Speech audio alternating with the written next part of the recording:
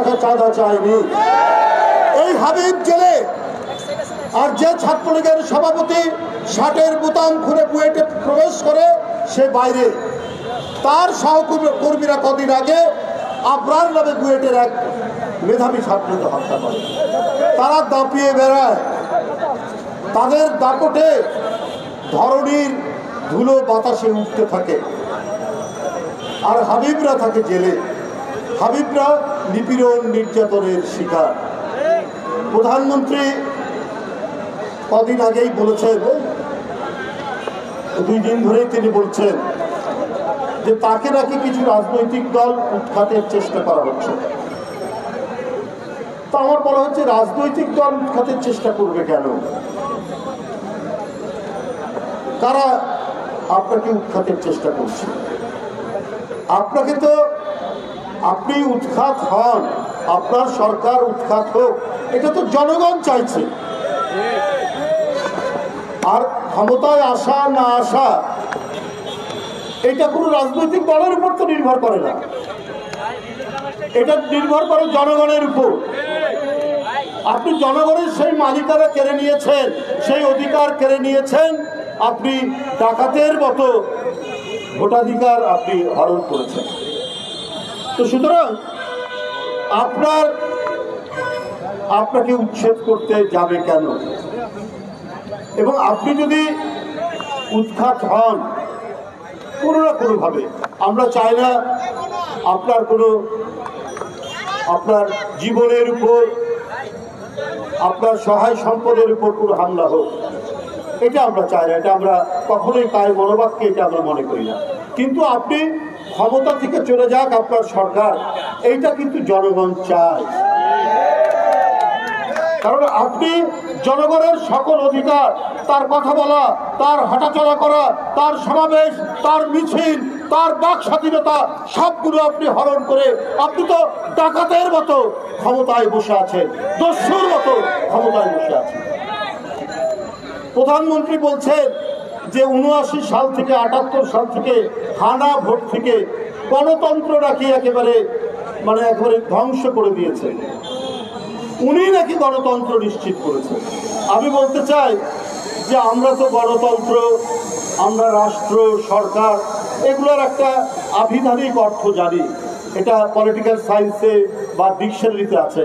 কিন্তু শেখ হাসিনার আপনার যদি রাজনৈতিক যে তার চিন্তাধারা, তার কথা যদি আমাদেরকে জানতে হয়, তাহলে শেখ হাসিনার জন্য আলাদা একটা ডিকশনারি, আলাদা একটা পলিটিক্যাল সায়েন্সের ডিপার্টমেন্ট খুলতে হবে। কারণ উনার গণতন্ত্রের অর্থ কি? উনার গণতন্ত্রের অর্থের নমুনা একটাই আপনাদেরকে বলি। গতকাল কক্সবাজারে আপনি জানেন একজন বিখ্যাত না কুখ্যাত একটা এমপি আছে, তার নাম কি বদি। তিনি প্রকাশ্যে রিভলভার নিয়ে উপজেলা চেয়ারম্যান কি যেন নুরুল আলম, আওয়ামী লীগেরই লোক, তার দিকে উঁচিয়ে যাচ্ছে সে কেন আবার উপজেলা নির্বাচন করবে, তার লোক উপজেলা নির্বাচনের চেয়ারম্যান হবে। এবার এই হচ্ছে শেখ হাসিনার গণতন্ত্রের নমুনা। সরিষাবাড়ি, সেইখানে আওয়ামী লীগের যিনি প্রার্থী, তার পক্ষ থেকে বলা হয়েছে এইখানে আর কেউ উপজেলাতে দাঁড়াতে পারবে না। সরিষাবাড়িতে আপনার হাসনাত আব্দুল্লাহ বরিশাল, তার মনোনীত প্রার্থীর বিরুদ্ধে যে থাকবে তার নাকি হাত পা ভেঙে দেওয়া হবে। এই হচ্ছে শেখ হাসিনার গণতন্ত্রের নমুনা। এই গণতন্ত্র তিনি চালু করেছেন যখনই ক্ষমতায় এসছেন। এই গণতন্ত্র চালু করেছেন 5ই জানুয়ারি 2014। এই গণতন্ত্র তিনি চালু করেছেন 2018-এর 30শে ডিসেম্বর। এই গণতন্ত্র তিনি চালু করেছেন 7ই জানুয়ারির দাবি নির্বাচন এইবার। তো সুতরাং তার কথা, তার মত অনুযায়ী গণতন্ত্রের ব্যাখ্যা দিতে হবে। বাংলাদেশ থেকে জনগণের অধিকার বলে যে কথাটা আছে, এই কথাটাকে তিনি মুছে দিয়েছেন, নিশ্চিহ্ন করে দিয়েছেন। কেন? সেটা হচ্ছে তিনি যে দুঃশাসন চালাচ্ছেন, সেই দুঃশাসনের বিরুদ্ধে কেউ যেন টু শব্দ করতে না পারে। তারপরেও বলতে হবে যে শেখ হাসিনা সুশাসন চালাচ্ছে। এটা শেখ হাসিনার ইচ্ছা, এটা শেখ হাসিনার মামার বাড়ির আবদার। উন্নয়নের কথা বলেন, শেখ হাসিনার উন্নয়ন কি? ওই যে একটা প্রবাদ আছে না, অন্ধের হস্তি দর্শন, অন্ধের হাতি দর্শন। এই হচ্ছে শেখ হাসিনার উন্নয়ন। মানুষের উন্নতি নাই, মানুষের কথা বলার অধিকার নাই, মানুষ অনাহার ক্লিষ্ট, মানুষ অভুক্ত, তারপরেও শেখ হাসিনার উন্নয়নের কথা বলতে হবে। শেখ হাসিনার উন্নয়নের আরেকটি নমুনা আপনার বড় চাষ, আমন চাষ, আলু চাষ, পেঁয়াজ চাষ, এর জন্য গরিব কৃষক 5,000 টাকা 10,000 টাকা ঋণ নেয়। সেই ঋণ পরিশোধ করতে না পারলে সুদসহ সেই কৃষক কারাগারে। আর যে লোক 10,000 কোটি টাকা ঋণ নিয়েছেন, শিল্প ঋণ নিয়েছেন, তারা হচ্ছে ক্ষমতার ঘনিষ্ঠ। তারা কি?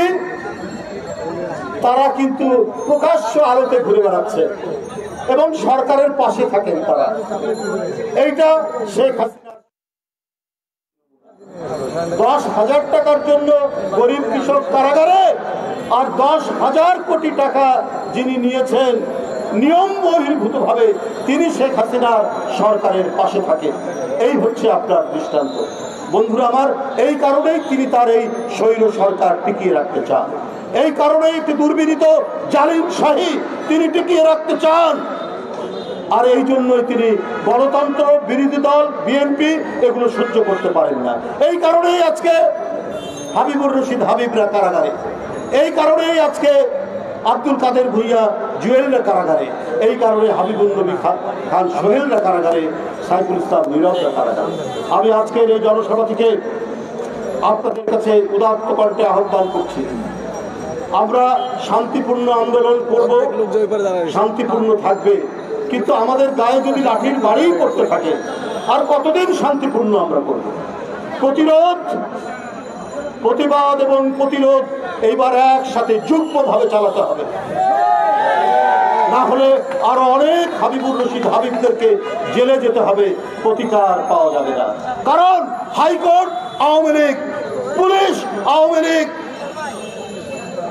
প্রশাসন ডিসিএসপি ছাত্রলীগ যুবলীগ, এইরকম একটি পরিবেশ, এই পরিবেশের মধ্যে মানুষ দম বন্ধ হয়ে যাচ্ছে, কোনো ন্যায় বিচার নেই। মানুষের আদালতে যাবে, শেষ প্রতিকারের জন্য কোনো প্রতিকার নেই। তাই সুশাসন, আইনের শাসন, ন্যায় বিচার, এর জন্য একটি গণতান্ত্রিক আবহাওয়া তৈরি করতেই আমাদের সর্বশেষ লড়াইয়ের প্রস্তুতি নিয়ে কাজ করতে হবে। সকলকে ধন্যবাদ।